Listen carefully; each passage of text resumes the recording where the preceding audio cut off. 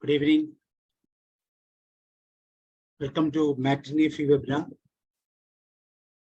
Today, we are conducting the third session of AAA, Emotional Intelligence, by Mr. Matt Perelstein and Ray Matias.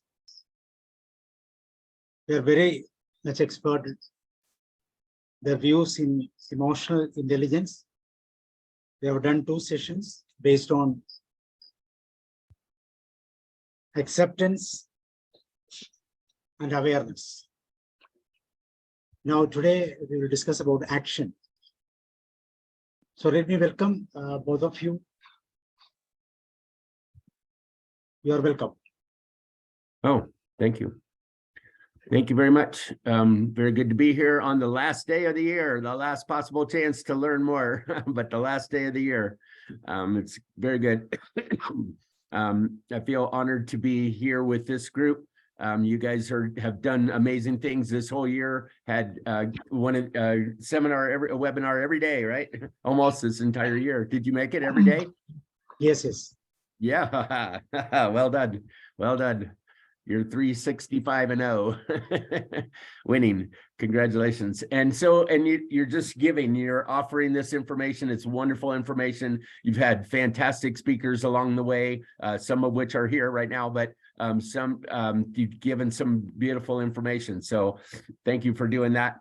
Thank you. I hope you continue next year. This is about action, and this is a wonderful action that you guys are taking. So that's the plan, right? Keep it going. Thank you. Yep. So, okay, well, let's talk about action today, shall we? Because it's important. Let's see. Tell me if you can give me a thumbs up if you can see my screen. Yep. Yeah, good. Okay, so 3 steps. This is the third of 3 sessions. Ray's with me today. Hello, Ray. Give a shout out. All right. Thanks for getting up early for us. We're in the United States, along with Dr. Radir, and we are up early coming to taking our actions. We're deciding to take action to teach this. This is the action that we choose to take because we are aware of the problems and the issues and the lack of emotional education worldwide. We have accepted that there's some issues going on, and we're accepting that the situation is how it is, and accepting that we have tons of choices, and then we can act or not act. And here we are acting. Might be acting like a fool, but I'm acting anyway. So here we go. So again, the 3 steps, they're really important, I think, to remember. AAA, we can't do anything until we're aware. We can't do anything until we're aware. And then next we can fight it, or we can accept things. It's up to us all the time. So that's your call of whether you want to accept it or not. I suggest you do, because then when you're aware and you accept, then you can decide and you can make good conscious decisions on what you want to do or not do. Right? Not doing is a good idea sometimes, especially with high emotions, not doing anything. So no action is an action. It is your decision not to do it, which means you are in charge of you. If you take the action, you decide not to take the action, you are in charge. That's the point. That's the point of positive mental health, is knowing that you're in charge of your inner world and some of your outer world, some of your outer world, some. So, sorry, we've been trying to inspire you to learn about yourself through emotional intelligence. We're teaching a new concept of personal or a positive mental health, not just mental health dragged down, and not just the ability to come back to normal, but actually to learn about ourselves and learn about how all this stuff works inside of us, how our heart works, how our brain works, how our system works, and how to work it. Even more important, there's science to it of how it works, and then there's the art to it, to how to work it. And that's the trick. That's the fun part, I think. That's the fun of it all. And that's what we get to do. Those are actions. So positive mental health is about making our lives more positive on purpose by being aware and accepting and knowing that we're in charge. So we can incorporate positive mental health into our life every second of every day. It's, in my opinion, the most relevant subject on the planet, because more than, I don't know what we do any more than thoughts and feelings. maybe breathing. I'm a big fan of breathing, by the way. Planning on doing it quite a bit longer if possible. So anyway, it's very important information, I think, and I'm hoping that you will find peace inside of you by understanding yourself better, by understanding others better, by knowing what you can and cannot control, by being aware of what's happening inside and being able to manage yourself. That for me has brought me much peace, and a lot of people are finding that inner peace first, and that is about learning about ourselves. We got to learn about ourselves first, and then we learn about others and how to manage our relationships, our world around us, and maybe we can have big peace someday if enough of us know how to do that, right? So please share that with others. A lot of people don't know this. We don't teach emotional education in most schools, unfortunately, still in the world, most schools in the world. And that's a problem. That is a very serious problem. And so we who do know are kind of responsible for teaching people who don't know. So let's do that, okay? I'm hoping to inspire you to take action with this session. And know that your actions are based on your awareness and acceptance of your thoughts and your feelings. Most of us know that our actions are based on our thoughts, but most people do not know or do not accept that the feelings, how important the feelings are into that formula that we decide based on our thoughts and our feelings, that we take actions based on our decisions, right? So we got to know that, how that works. We got to take responsibility for that and become aware of that. That allows us more choices. It allows us more choices so we can make good informed decisions and take good actions. And we all got to take some actions in order to build peace in the world. I think we all need to take some action. So I'm hoping that you'll understand your inner world well enough that you can experience inner peace. I want you to be aware enough of others that you can positively manage your relationships. We call that interpersonal peace. We want to show you how working for and with others is helpful for you. It's for you. And so if you give, we all win. It's a win-win-win-win-win situation. And we want you to actively share this, please, when you can. So I'm going to switch over to Ray. If you want to go ahead and take over. Ray has a different perspective on how to do this, and here we go. Okay, let me get my screen up here. All right. Ray's been teaching this stuff to kids and adults for many, many, many years. And if you can get through to kids and explain this to, especially to teenagers, that's when I first, that's Ray's biggest resume item, in my opinion, is that he taught teenagers and they did not smack him. As far as I know, they actually heard you and put it to use. That was cool. It always goes as well as I'd like. So, all right, so we're on the action step. Okay. Now, I tried to make a list of some actions that facilitate healthy decision-making. For example, accurately assessing situations and identifying potential threats. Too many times people imagine threats where they don't exist. Accessing and acting on advice and information you've been given. A lot of times people can't do that. Imagining and considering potential consequences. Acting in accordance with your personal morals and values. Deliberating, which means thinking things through before acting. Tolerating delayed gratification. Remembering and learning from your own and others' experiences, and seeking others' input or feedback. Now, that's what I call being response-able, or able to respond in the best possible way instead of reacting or overreacting. Saying you have responsibility is the ability to do that. Now, you have to be, this is a very important point, you have to be in the right mental and emotional place to do those things and respond in the best possible way. And unfortunately, too many people are not there, and we've never done a good enough job, what we could have or should have, to teach them how to get there. And that's why we'd love to have that happen in schools, but unfortunately it never has. As the frequency, intensity, and duration of emotion increases, people become increasingly reactive. That's the way the body is set up. You eventually plug into fight or flight, presumably because there's a threat to life and limb. Unfortunately, people sometimes imagine threats being like, equivalent to a threat to life and limb when it's really not. Now, people become increasingly reactive and less response able.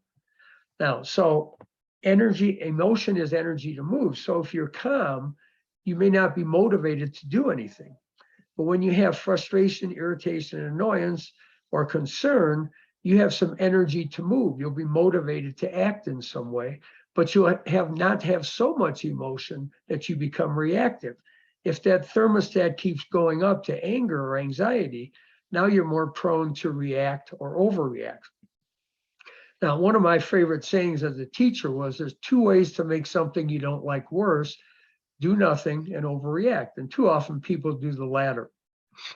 Now, in REBT, we always talk about advice versus process.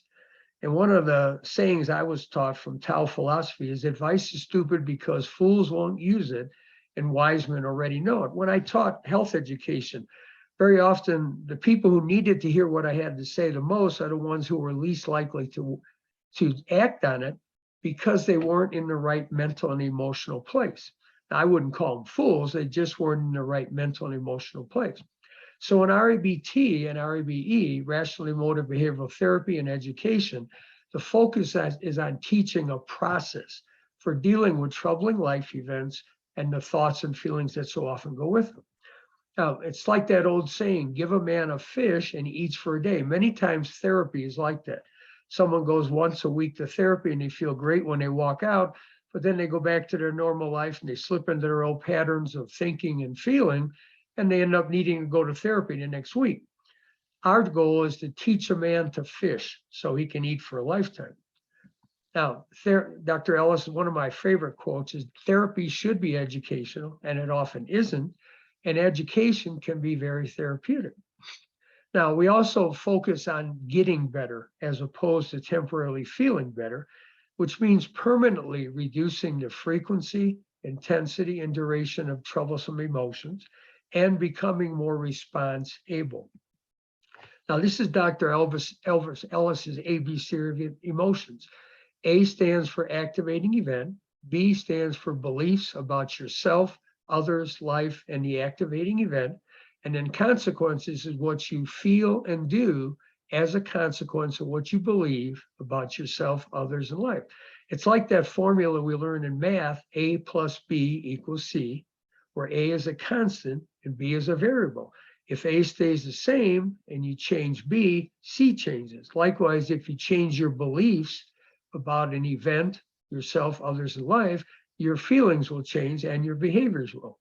Now, I like to use the formula from, it's called active parenting. It's event plus thoughts equals feelings, and that drives behavior. And then put that into words, anything others say or do is just an event. Thoughts cause feelings, not events.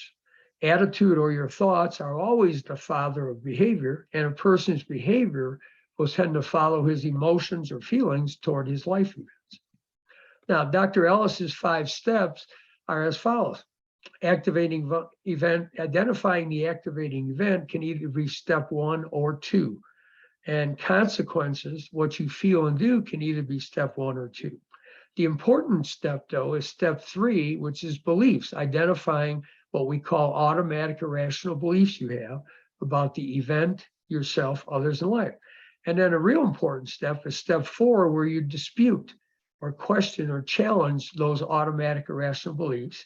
And then E is effective coping statements, some new ways of thinking that will allow you to feel better and behave more rationally. Now, I added 3 other steps to his model.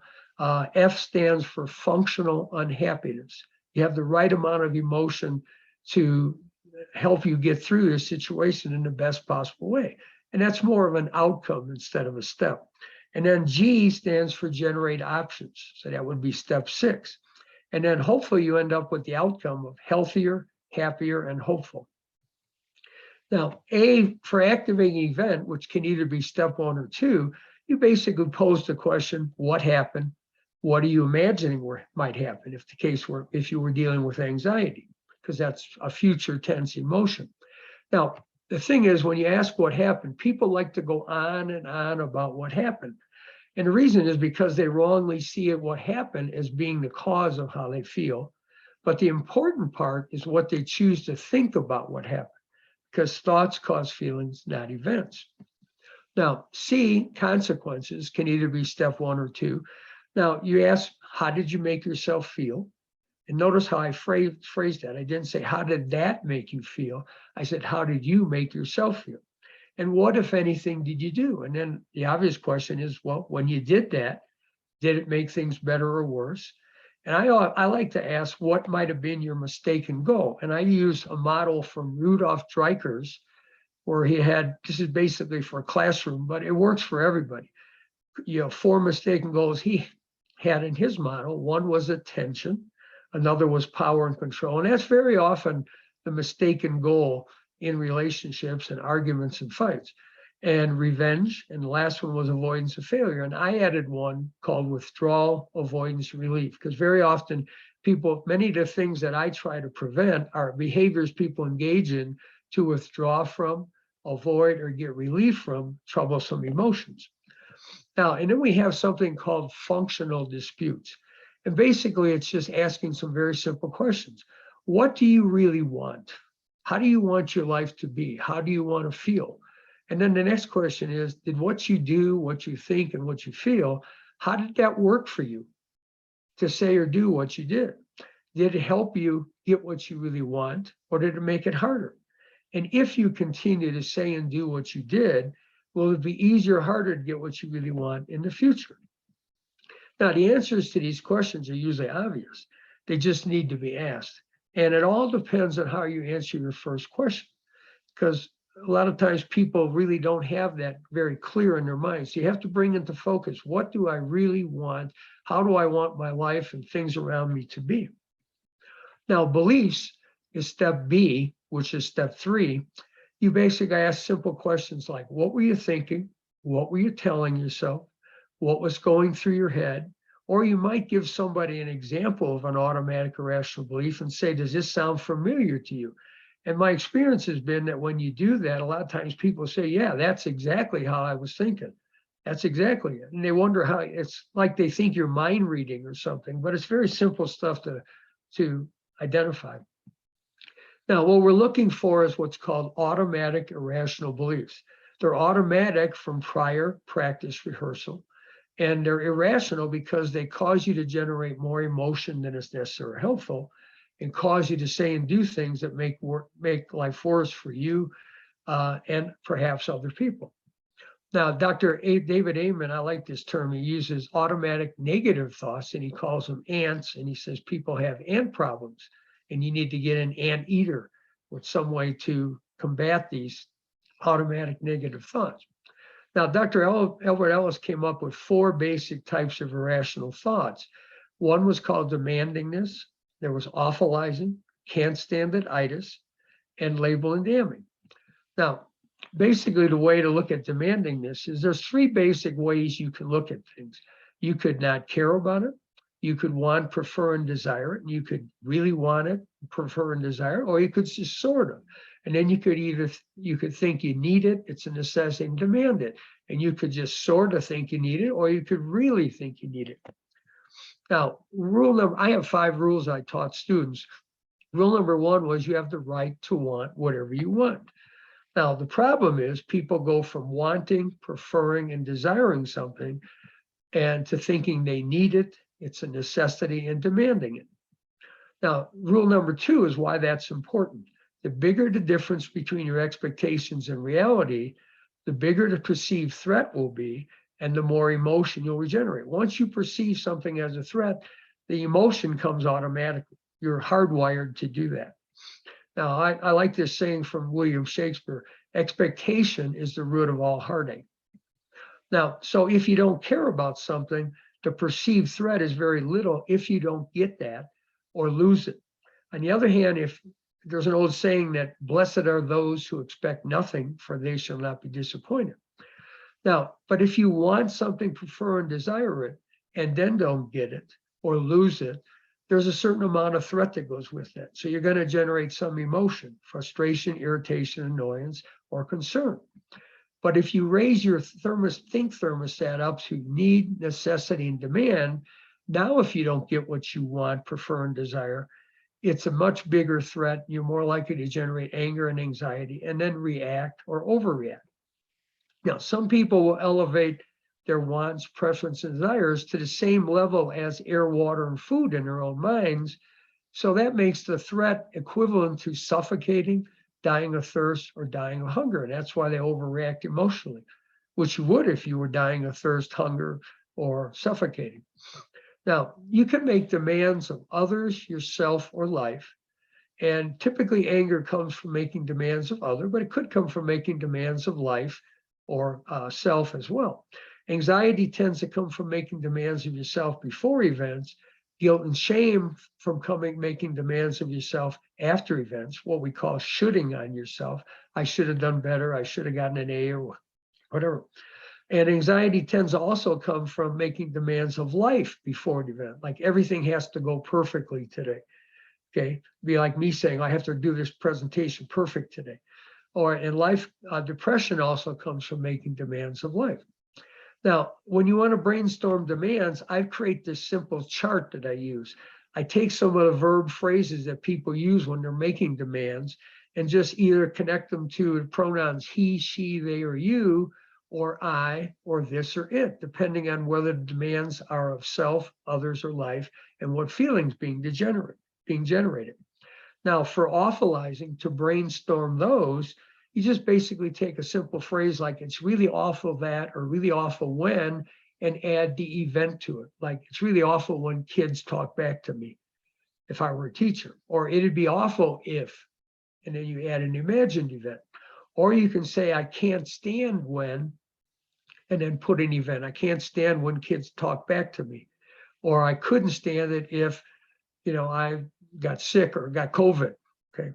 And then for label and damning, it would be he, she, or they, or you are stupid or whatever, or I'm stupid for letting them get away with that, or I'd be stupid if I fail this class, something like that.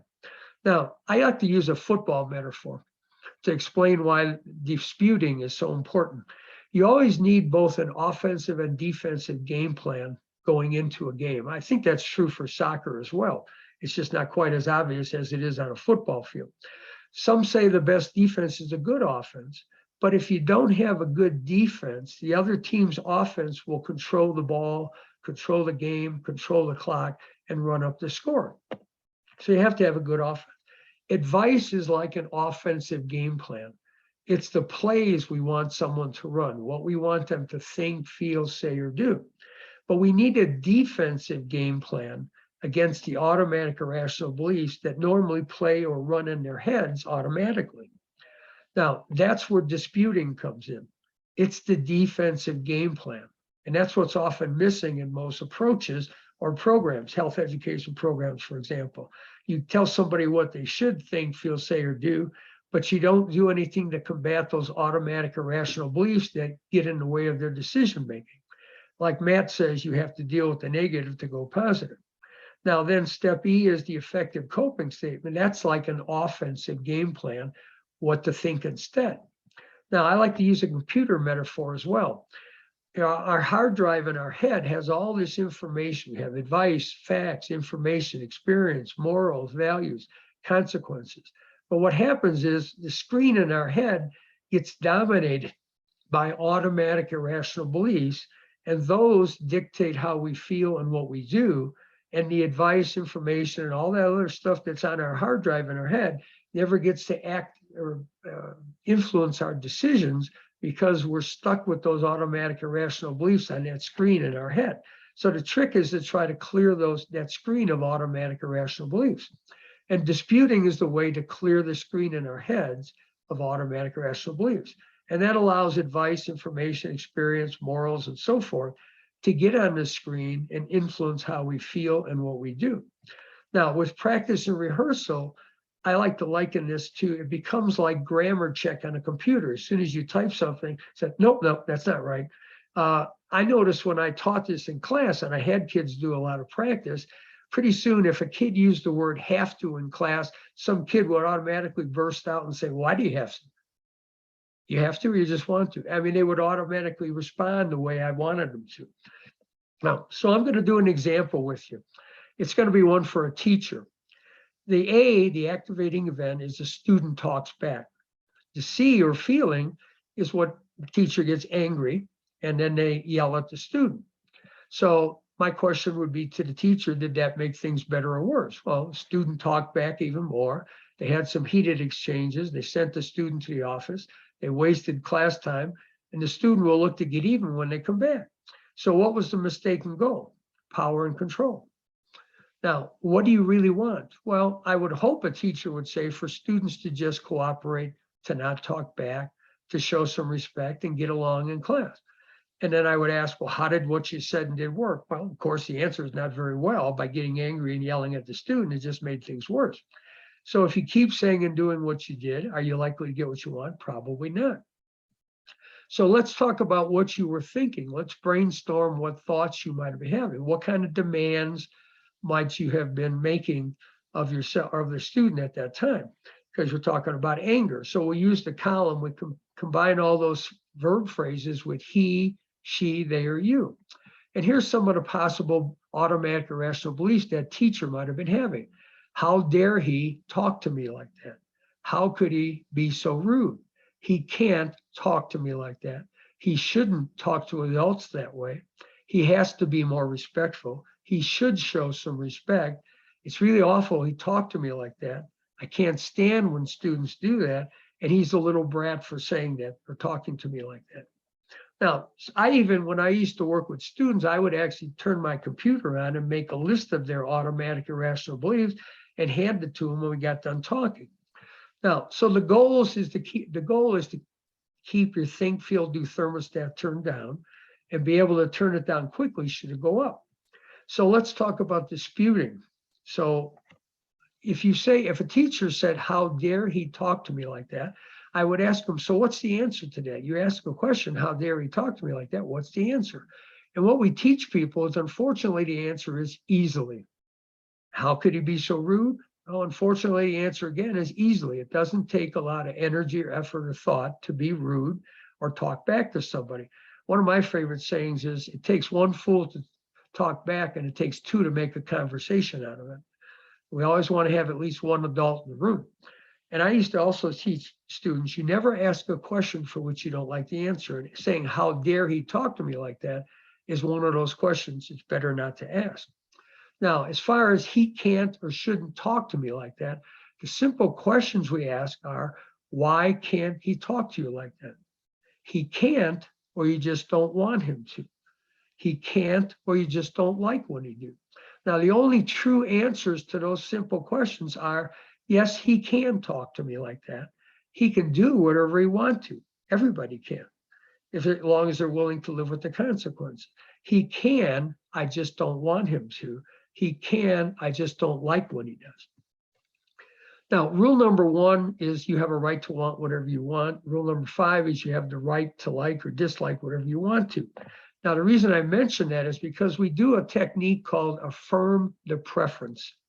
For example, this is what it would sound like. I might be talking to a fellow teacher and I would say, look, I can understand why you wouldn't like being talked to that way. So that's affirming the right to rule number 5. You can like whatever you want, dislike whatever you want to.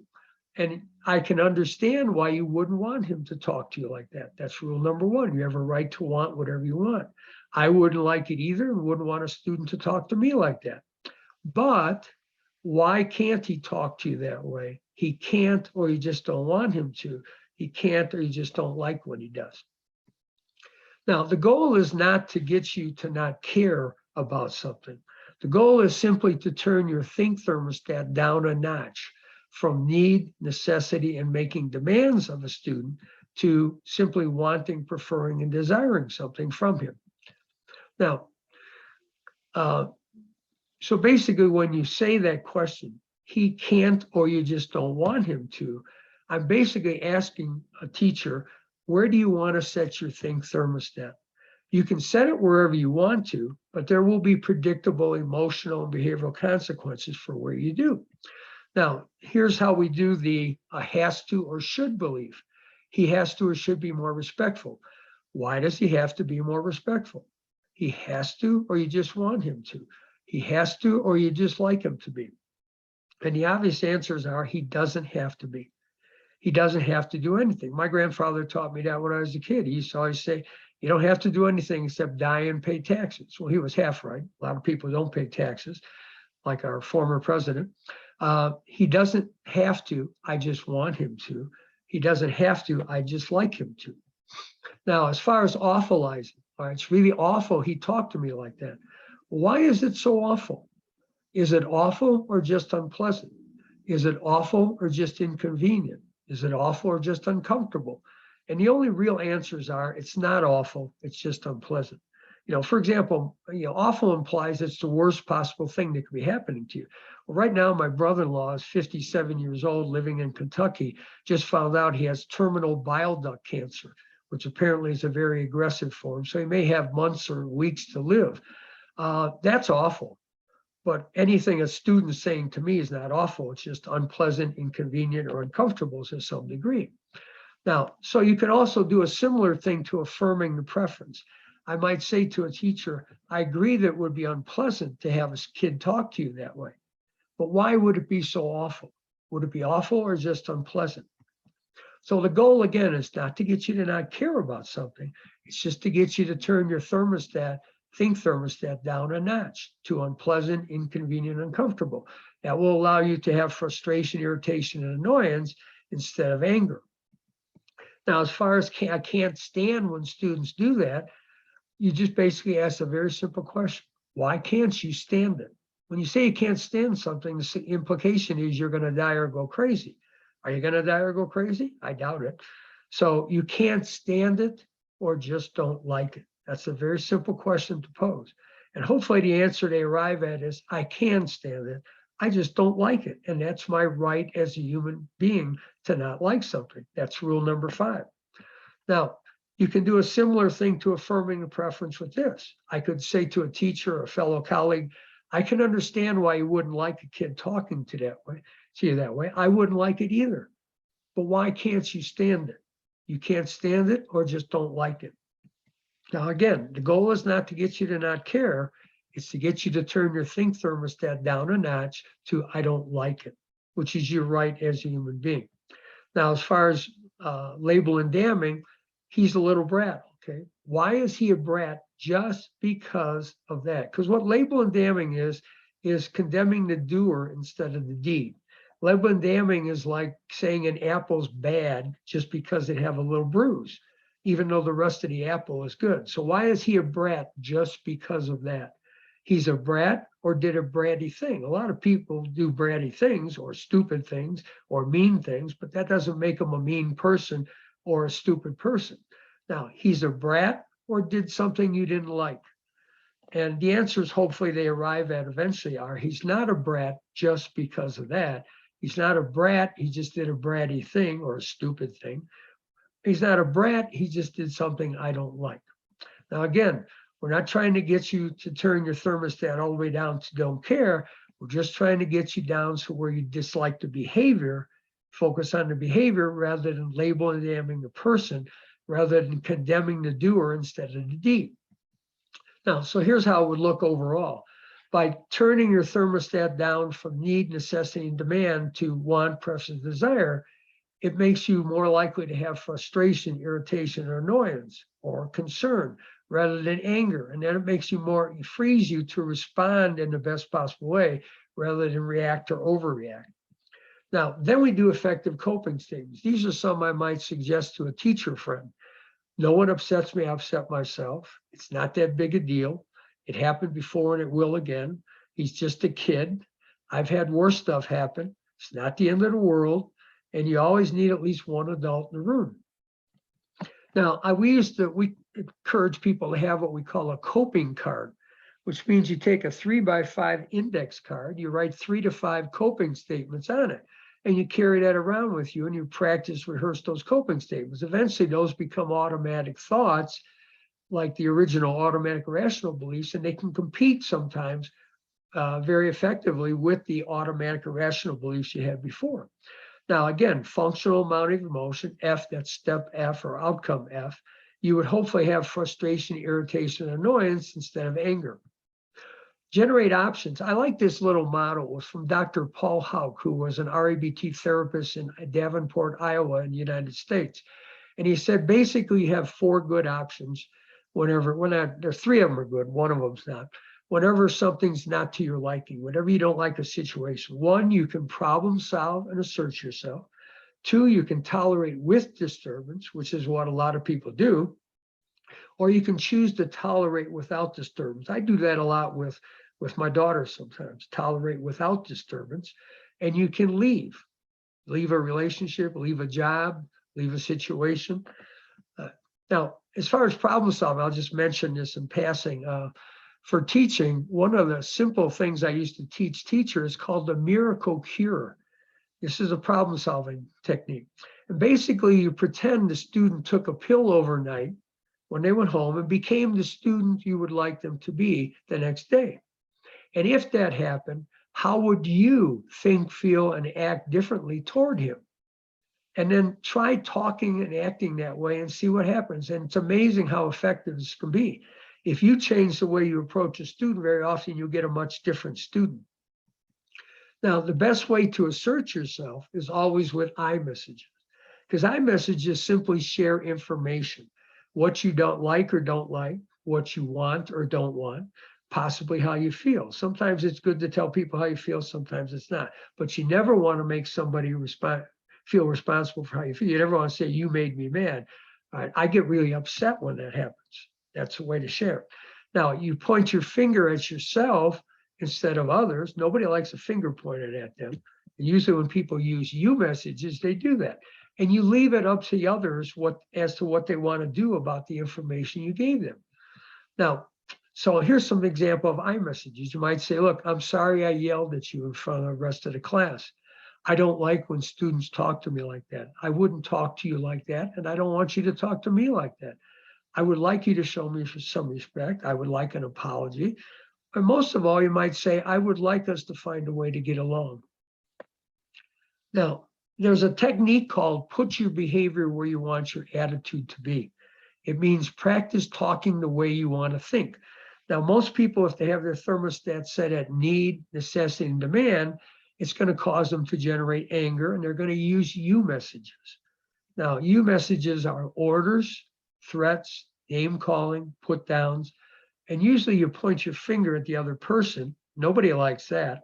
And they're also called solution messages because you try to take away the other person's right to choose what they're going to do with their own life.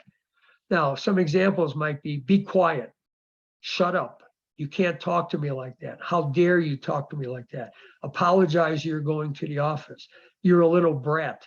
Go to the office. Those are all you messages and not very effective. Now, so the goal is to practice talking with I messages. And what that does is it causes your think thermostat to eventually come down. You start to think the way you've been practicing talking and forcing yourself to talk. And that allows you to have frustration, irritation, annoyance instead of anger. So that's a technique called put your behavior where you want your attitude to be. Another way of saying it is fake it till you can make it. Now, I want to just finish with one little important thing. It's important everybody understands what it takes to change and why change is often so hard.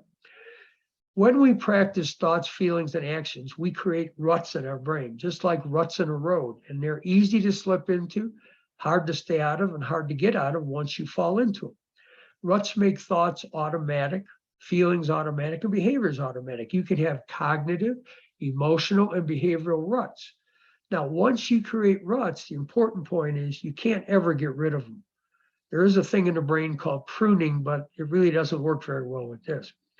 Now, we can only make new ruts and hope they'll compete with old ruts for use. And the way you have to do that is just by simply practicing and rehearsing new ways of thinking, feeling, saying, and doing things. For example, practice new ways of, or simple ways of disputing your automatic irrational beliefs after you become more aware of them. For example, you can't, or they can't, or you just don't want them to. And hopefully that disputing becomes automatic. And you want to come up with some effective coping statements. and practice and rehearse those till they become automatic, and hopefully might be the first thing that comes to your mind instead of your automatic irrational beliefs from before. But the key point is you can always slip into old ruts, and probably will. That's part of being human, because you never get rid of them. Now, and hopefully if you do all these steps, very simple steps that I've explained, you end up with being hopeful, happier, and healthier. Okay, I'm done, Matt. How do I get out of this now? Okay, there we go. Get rid of my Wonderful. screen. Happier, healthier, and more hopeful. It's good finish. you That's go. what we're hoping for next Oh, there year, right? So thank you, Ray. That's some great stuff. It really helps us to be able to have the right mindset and to be able to understand what's going on in our head and in our heart, and to be able so we can manage our lives better. You have a great way of explaining things, Ray, of how to look at things, how to turn down our think thermostat, and how that we can adjust things inside of us that can change everything. It changes everything when you go from have to want to, right? Changes To everything. be honest, my thermostat sometimes will go up. It does with my daughter a lot. But the important point is I can turn it down. Now, very often Yeah. she will criticize me and say, oh, you know so much about this stuff and you still get mad. Yes, I'm a human being, but because I still have some old automatic irrational beliefs like everyone else. But the trick is I can get out of that real quickly. I can turn that. What happened? Oh, you're going to your screen. I can turn that thermostat down quickly because of all the practice and rehearsal I've done at doing that. So that process becomes automatic, and it can compete with my old ways of thinking. So, Right on. And okay, the go ahead, way Matt. you're doing that, correct me if I'm wrong, the way you do that is first by being aware of your thinking, right? It might go up, might go down, but first you got to be aware. Then you accept it real quick, right? And then you decide if you want to do something about it or say something about it or not, correct? Yep. All right. Nice and simple, but very powerful way to manage our inner world. We do have two sides of our brain. A lot of people don't know this, I guess, we focus more on our left brain. We have two sides: our logical reasoning side, where our thoughts and our logic and our knowledge is, and we have a right brain, which is where our more of our creativity and our passion and our thought, emotions and feelings are. We focus mostly on our left brain and not so much on our right brain. But if we do focus on our right brain and we do figure out how to handle our emotions, we can do some pretty amazing things with them. We don't have to, we can manage our negatives and we can come up with better positives. In fact, we can become our very best selves. I like this quote because he says, it said, to be the best, you must be able to handle the worst. Well, that's true in competition. I want to be the best, but most of the time I just want to be my best. So to be my best, I need to be able to handle my worst, and that's about positive mental health. And it also, I love it because it gives me control. It gives me control over my life. There's a lot of stuff outside of us that I cannot control. But there are tons of stuff inside that we can control. And that's what Ray's talking about. We can adjust things. We can spin it to win it. We can turn ourselves down. We can adjust our thinking, and our thinking's going to adjust our feelings, and our feelings and our thoughts and our feelings together become our actions. So I love this stuff because it gives us freedom. It gives us choices. If we have, the more choices we have, the more freedom we have. If we only have one choice, you feel like you're contained and controlled and you don't have any choice. This is what I got to do this, right? If I think I have to, then you only have one choice, right? Usually. But knowing that you want to, that you like this way, I prefer it this way kind of thing, gives us choices. I could prefer, I could do it or not. All right. It's not going to be the end of the world. So this gives us freedom to choose and freedom to adjust and freedom to act in different ways, in ways that work better for us. What we found is that one of the most powerful things we could do to help people is to help them identify their possible actions, identify your choices. Because like I said, and like Ray's been saying, a lot of people think they only have one choice because I have to, oh my gosh. And that limits things. But we go, wait a second, what else could you do? Well, that opens things up and it relaxes you and it gives you freedom and it gives you the ability to be in charge of your own life, right? So some of the stuff that we can do is to generate options, like Ray was saying, step 6, generate options. And we do that for ourselves, and we can help other people do that as well. When somebody's venting or somebody's complaining to you, or somebody's stuck somewhere, we can help them identify. So what do you see as your options? And they usually have, like Ray said, real quickly, well, this is this one. They go, yeah, that's one choice, right? You could lash out. Yes, you could have a meltdown. You could do lots of stuff, but you that's not your only option. You can choose other things, like you could choose positivity. You could choose to do something more loving than you were going to do. You could choose to care, and you could choose to share. You could ask, you can lead. You could do all kinds of things with, if we have the awareness. So if we have emotional intelligence. I collected some quotes I thought were kind of fun on actions.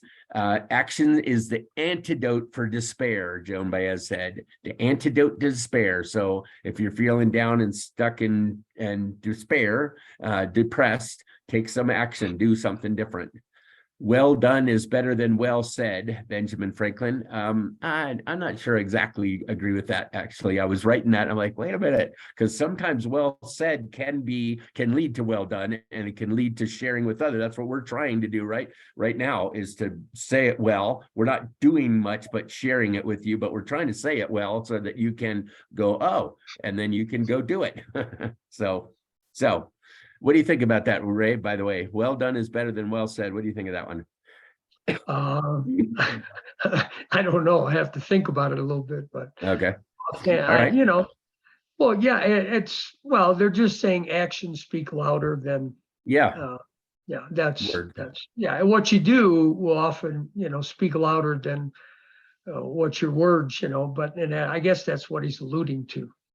Yeah, that's like the one. What you do speaks so loud, I cannot hear what you're saying. Right? I can sit, and that's a good one for parents, right? I'm telling you to do this, but they're watching you do something different, and like, wait a minute, I see what you're doing. I'm not listening to what you're saying. I can't hear you. We teach teachers to ask the question, if their behavior could talk, what would it say? Yeah, nice. Very often kids aren't very good about verbalizing what they want or like or don't like, and their behavior is their way of expressing it. So if their behavior could talk, what would it say? Good one. Right. We've all heard this one from Gandhi: be the change you wish to see in the world. That's good actions, taking good actions. Carl Jung said, you are what you do, not what you say you'll do. You will do. That's a future thing. I agree with that. That's one of my big gripes. That's one of my triggers, is when people say they're going to do stuff and they don't do it. Some people live on their I'm gonna, and they never do. And I lose a lot of respect from it. So you are what you do, not what you say you'll do. It's more, okay. So be careful with that one. When you do the right thing, you get the feeling of peace and serenity associated with it. Do it again and again. That is a beautiful one. I really like that. When you do the right thing, you get the feeling. When you do, it creates your feeling, right? We have thoughts, feelings, actions, right? But then goes thoughts, feeling, action, which creates more thoughts and more feelings to create more action. Then it's a cycle. It doesn't stop. So if we do cool things, we feel better, right? We feel better. We feel peace and serenity. And so do that. Do those things, Roy says. I have another good quote from Roy. So I actually don't know who he is, but he's got some great quotes. Never confuse honesty with brutality. That's a good one. That's one of my friends, actually. Cheryl is one of my best friends in my life. I love that quote, though. Never confuse honesty with brutality. We can be honest with people without being brutal. We can say, like Ray said earlier, I messages, and say, I feel this when you do that. That's me taking responsibility. You just do your thing, but I feel this way when you do that. Just letting you know, and I'm not being brutal to you. I'm not trashing you. I'm being sharing. I'm sharing. What you do may feel insignificant, but it's important that you do it anyway, Gandhi said. Right on, especially when it comes to peace, making peace. So here's a cool one also from Roy Bennett. He wrote The Light in the Heart. Apparently I have not read it or seen it, but this is a really cool quote. Don't just learn, experience, meaning not just inside of you, but act. Don't just read, absorb. Don't just change, transform. Don't just relate, advocate. Don't just be passive, engage. That's good. Don't just promise, prove. Don't just criticize, encourage. Excellent. Spin it positive. Don't just think, ponder. Don't just take, give. Right on. I should make that one bold. That's a big one. Don't just take, give. We all need to give. We need to take some action to create some peace and love in the world, or it ain't going to happen. Don't just see, feel. Don't just dream, do. Nice. Change your dreams into goals, which means they have a deadline on them, which means you can do them, and you're going to do them by a certain time. If you just dream about stuff, sometimes it never does happen, and ouch, right?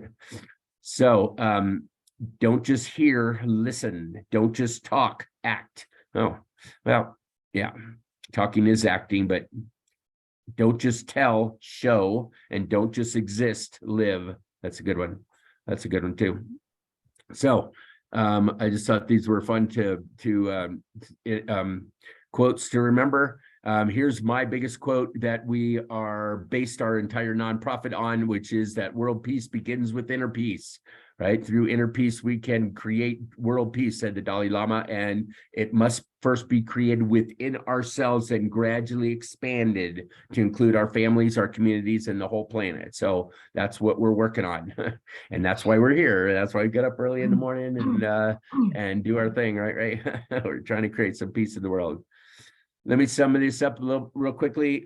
Thoughts, feelings, decisions, actions. You're in charge of them, all of them. Actually, I shouldn't have said just your actions, but all of them. We're in charge of all of them. And that's very good news. That's very good news. You're in charge of you. Try to balance your thoughts and your feelings to make better decisions. Our feelings give us a whole bunch more information than we had before. And if we ignore them, we're missing out on our own body trying to help us out. So if you pay attention to your thoughts and your feelings, it will give you way more information to make better decisions and create and do better actions. Managing and healing your thoughts, actually dealing with your feelings and your emotions, those are real actions. That's a real thing. People go, oh, I'm wasting time. All I'm doing is talking about my feelings. Like, well, no, you're not. That's really important. And that's it. That's a valid action, very valid action. So take some time to learn about yourself and write and understand and read and listen to and share and talk and be and learn about yourself so that you can take better actions. And then once you identify your choices, choose positive on purpose, choose positive and love on purpose. So we can learn about ourselves. We can become aware of our world. We can change our judgments about our feelings and emotions, quit criticizing them, quit smashing them down, quit saying they don't matter because they do, and learn about them and change some of your own judgments, your own inner talk. Do some reflecting and journaling. It's a fantastic way of learning about yourself. We can't just learn about our emotions by reading them in a book. It's like learning how to swim by reading in a book. It ain't going to happen once you jump in the water. So jump in and learn about yourself and understand what's going on inside of you and accept even your negative emotions so that you can have more positives. Feel it to heal. It's one of the options. There's other options, but one of them is to actually feel what you feel so much in your body. Bring it up. And then let it go. Feel it to heal it. It kind of magically works, doesn't cost anything, or you don't need anything or anybody to do that. And you can works like magic a lot of times. The difference between venting, where you dump your feelings, or just complaining, where you just doesn't make you feel any better, doesn't make the person you're listening to feel any better. But if you vent, that you let it out, doesn't have to be on anybody, just out of you. You release it from your body thanks you, and you feel so much better. Ray says, turn down your think thermostat, and that requires awareness and acceptance too. Oh, I'm getting all fired up here. All right, here it comes. Oh, wait a minute, hold on, hang on. I can take some action. I can turn this down. I can adjust myself. I can change my thinking from I gotta to I would like this, but I don't have to have it. That changes everything. So that'll help us create some peace inside of us and around us, so we don't get so mad at people. So here's some assessments that we talked about before. They're learn about yourself. These are positive actions. These will be in the PowerPoint I'll share with you afterward. If you want to take some of these tests, the Myers-Briggs is a fantastic personality inventory. The brain profile is really helpful. Looking at your past and your negative experiences and positive experiences, very helpful. Those are good actions to take, and then learn about how to deal with your emotions in the present. Very, very helpful. So everybody pitches in, we take positive actions. We're just starting up in our nonprofit, what we call peace projects. And that's people doing actual projects out in the world and trying to anything at any level. I'm going to help one other person. Okay, great. That's a cool project. Or I'm going to, start doing a feelings check-in every day with my class. Cool, great. Do you want some help with that? Or here's how we've done it? Or how can we do that in other schools? How can I be a better parent or a boss? What can I do as a group? Or what can I do? I can talk to the Minister of Education for my whole country, or I can do something at the UN level, all kinds of whatever level people can move forward toward doing peace projects. So that's coming up. So let's stay in touch. Keep doing some positive things. Know that you're taking action, and let's all work together to make this world what we can. All right. Thanks, you guys. Questions, comments, concerns? Okay, thank you very much on this last day eve. So we are explained what is action, what to be done, what not to be done. So thank you very much. And we have some methods also, some dealing with purposeful positivity, feel it or kill it, and thinking the most like. So anyway, thank you very much. A wonderful session by both of you. The last 3 days, there is a wonderful session for emotional intelligence. And I hope somebody will say, anybody have any doubts, please? Any doubts or any clarifications, please? Yes, sir.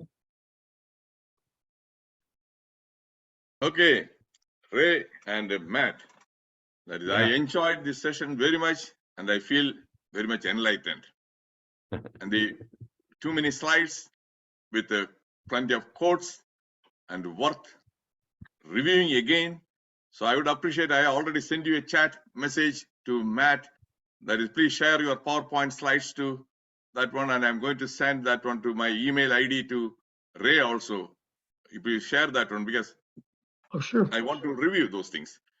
And in one of your slides, you mentioned about that, what you call that, stupid, that one of the slides about and based on my own experience and observation, 50% of the people, they do stupid things because they are ignorant. The ignorance, that is where all the creating the awareness, that could help those people to stop doing the stupid things. And that automatic, that irrational beliefs, that is when you make them aware, that is when they will be able to dispute them. So 50% of the people, they do that one because of the Matt, could you please send that one to my email ID? Because right now from here, I may find it difficult to this one. To my email ID I have given you. Then that 50% of the people, even if you make them aware, everything, they continue to do the same thing. Those 50% are stupid. Do you follow me? 50% out of ignorance, 50% out of stupidity. And old saying that Albert Einstein's quote, I'm sure that you must be familiar. Insanity is doing the same thing again and again and expecting different results. That's what many people, they do. They don't change. They keep on doing the same thing again and again, and they keep on blaming, keep on complaining. Do you agree what I say? This insanity, Albert Einstein. That's why I talk about ruts. The ruts is a real simple way to understand why people do that. Everybody has ruts, and we keep slipping into them just like you do on a road. And that's also why it's so important to dispute, question, and challenge. Identify those thoughts that are the underlying cause of all this feeling and behavior that's unnecessary and unhelpful, and then dispute and challenge those. And you do it in an accepting way. You're assertive, but you're also very tactful in the way you do it. And part of it is teaching people to first have unconditional self-acceptance. Like I always say, if everybody came with a movie of their life and you watch their movie, you'd see the understandable reasons why they think, feel, say, and do what they do. So they're not stupid. Their life experiences led them to where they are at that moment. Question is, do you want to stay there or you want to go someplace better? I call it, I like to think that it's ignorance, not apathy. It's mostly that people don't know. It's not that they don't care. And Right. and since they don't know, we need to tell them. Yeah. And another thing also about the reaction and overreaction, reaction. That's also very common. People don't even stop and think. Yeah. Many people, they don't know the difference between a reaction and a response. Response is only after thinking. Reaction comes from the feelings, emotion. Emotion. Because when I was practicing, right now I've taken a break from my practice. So when I was practicing actively as a primary care physician, some patients, obviously Matt and Ray know very well, the substance abusers, that is those who seek the narcotic pain medications, when they don't actually need those things. And I'm always firm, polite and firm. I tell them, okay, I can give you Tylenol, but I'm sorry, I cannot give you the Vicodin or Oxende. Then, oh, why can't you? I'm having so much pain, doc, so much pain, and you don't care about me. I know, I do care about you, but I cannot give this one because there's no justification. You are an asshole. They immediately shout at me, you are an asshole. Then sometimes, depending upon the occasion, I say, really? That's it. Really? I don't shout back, no, you are a bigger asshole. Then that will lead to, so I say, oh, really? And very rarely I say, oh, thank you for the compliment. I finish there. Thank you for the compliment. Then they get mad and they walk out and they slam the door. Such things have happened. So there, that message and that overreaction, reaction. So I don't let that is something to emotions to control me. I put a break on that one. That is how you can deal with coping. You said that coping card, that coping statements. So one of my favorite coping statement is, this too shall pass. Yep. It's a good one. This too shall pass. That is one of this one, my favorite, this one. And Matt, you cited Mahatma Gandhi's 2 quotes and Dalai Lama, and then who said that? Yeah, that about the teachers and parents, all those things. Most of them, they don't walk, they talk. That is where the problem is. They don't walk, they talk. So then they don't trust the parents. The children don't trust the parents because what they do, their actions speak louder than words. What they do contradicts with the words, actions. So those are all the things. Anyway, it was a very, interesting and enlightening experience for me. Thank you. Thank Sir, you. I can add one thing. Yes, please. Yeah, sir, and my opinion, not the conclusion. Because the word reaction and the other word, I forgot the word. Response. Yeah, respond. If when we are in normal state, because we in our mind not creating any ego, we are responding. If our mind thinking ego, we react. there is a difference between the emotion, not the correct word emotion, ego. When ego comes in work, we not respond, we react. When no ego working, we respond. That is my small conclusion. Yes, If exactly. any correction, you can correct me. Yeah? Okay. Thank you. But it all you have to go back to the basics. Emotion is energy to move, to deal with threats and help us get what we want and need. Well, the problem is too often people will imagine threats where they don't exist or magnify ones that do out of proportion to reality. And you do that by demanding what you simply desire, by treating something you want as if it's something you need, and maybe even like air, water, and food, and treating something that's a simple preference as a necessity. Because then when you don't get those things or lose them, or even just imagine doing so, you create a much bigger perceived threat that is necessary. And then you tend to create more emotion because that you're hardwired to do that. And once you do that, you're hardwired to react or overreact. There's actually, there's an old saying, he who hesitates is lost. Well, there is some benefit to reacting sometimes. Sometimes it could save your life. But too often, more often than not, people overreact and make life worse for themselves and other people. But the reason they do that ultimately is because of where their think thermostat is set. And they're thinking they need something they simply want, demanding what they simply desire.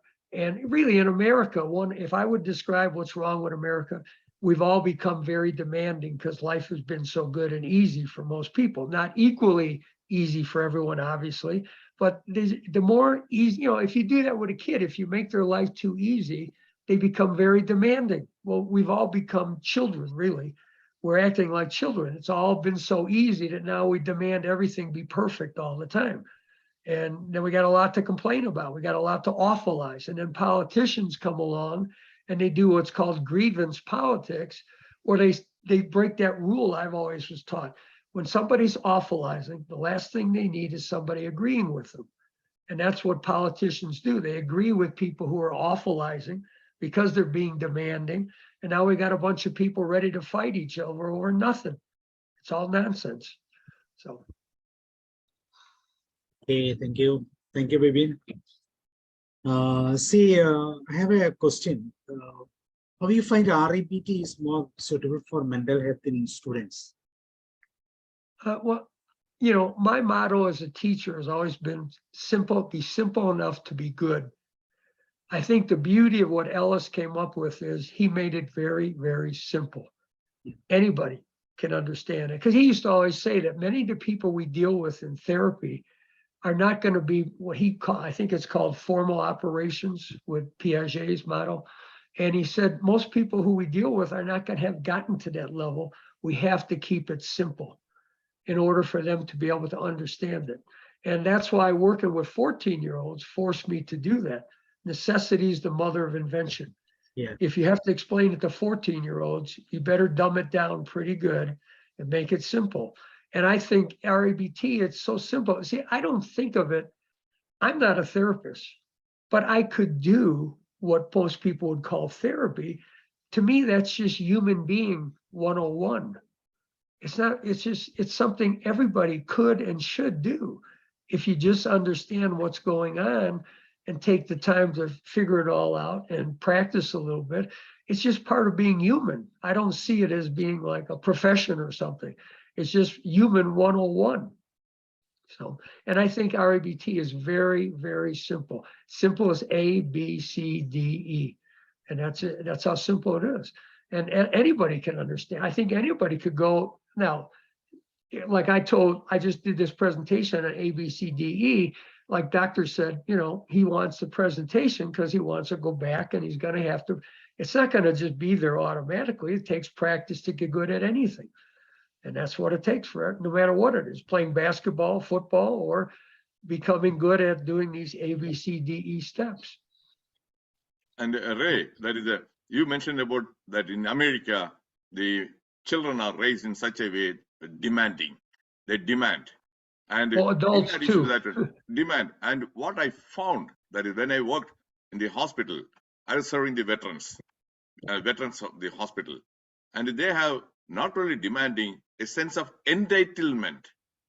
That is another thing. I am entitled because I served this country. I went this one. So with that attitude of entitlement, and that one makes it all the more very difficult to satisfy the unrealistic or irrational expectations. Very much. Well, agree. everybody wants to be healthy and live as long as they can. That's the problem you deal with. You're dealing with the expectation that people want to be well and they don't want to be sick, even though they've done some things to bring themselves there, and they want to live as long as possible. Nobody wants to die. And that's a tough thing for a doctor to deal with. Those are the kind of expectations you're always confronting. No, that's not what I meant.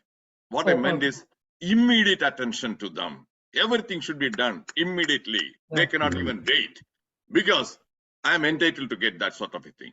Mhm. That is something very hard. That is, you cannot. And Mhm. that is what I meant by that unrealistic, irrational expectation. They just turn that thermostat up from want, preference, and desire to need, necessity, and demand. So some sort of privilege is there, privilege, additional privilege they are right? Yes. Anybody else have any doubts regarding action, awareness, or acceptance? These are the 3 A's of artificial intelligence, or even in any.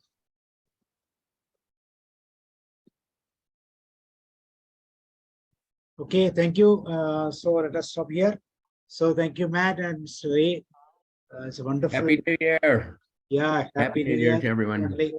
And okay, what is Ray, Ray, yeah, I have put my email ID. Please share your PowerPoint slides with me in the chat Okay. box. The chat, you can see. Does Matt have your email in case I can't Yep. figure out how to get And to it? yes, and your slides are in my PowerPoint also, so they're all together in one. Okay, fine. Then that's fine. I'll send it Okay. to you. My That's good. doctor, my email address is naturesmasterpieces@yahoo.com. Naturesmasterpieces@yahoo.com. So you can just email me there too. Because sometimes Thank you, everyone. sometimes I can't find my way around this stuff. I sure appreciate you having us. So, We enjoy talking about this. Our mission is to share with the world, and you guys are a wonderful platform for making that happen. So we will see you again next year, right? So what is our next year's program? What was the What is our question? next year's strategy? What is the procedure? Do you have any plans to do some classes? Well, Benny. I'm going to hopefully be speaking at the American School Health Association in the University of Minnesota in July. I'm working on that right now. I have to submit proposals. I wish I could do a lot more than I'm doing. I'd like to be in a classroom every day doing this, but it's not easy to get into. I got out of teaching so I could do more of this. And what I found is once I got out of teaching, it's hard to get back in the classroom and be able to do it. So Can you do with some REBT therapy based? I don't do therapy. I'm just a mental health educator. Application solution. I'm sorry. Applications. Yeah. So I can I have a limit on what I can do. I do it as much as I can. I wish I could do more. That purpose-driven life. I would love to be out there. Besides taking pictures, I'd like to be doing this kind of education as much as I could. I do it for nothing, but even sometimes when you offer it for free, you don't get a lot of chances. So, and many school districts have their own social emotional learning curriculums, and they often have a coordinator. And I always talk about sacred cows, which is a term from India. Everybody has their sacred cow, their own way of doing things. And sometimes if you come in and offer something, I understand how that feels because I was in a classroom once. It's like you have your own sacred cow, and it's like somebody's coming in trying to, threaten your sacred cow. Then you're not always receptive to that. So I understand that, but it sure be nice if I could get into more classrooms. So Mr. Matt, we will find some colleges for your seminars or webinars for the new year. So we'll try that. definitely. Yep. We together will do some for EQ also. Well, I can submit some possibilities, some titles, and then you can decide which ones you might want to do. So, Sure, sure. Great. Okay, so thank you very much, and thank you. have a very nice new year, prosperous new year, successful new year.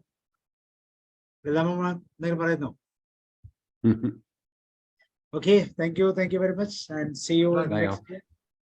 Okay, sure. Bye-bye. Bye bye. Thank you.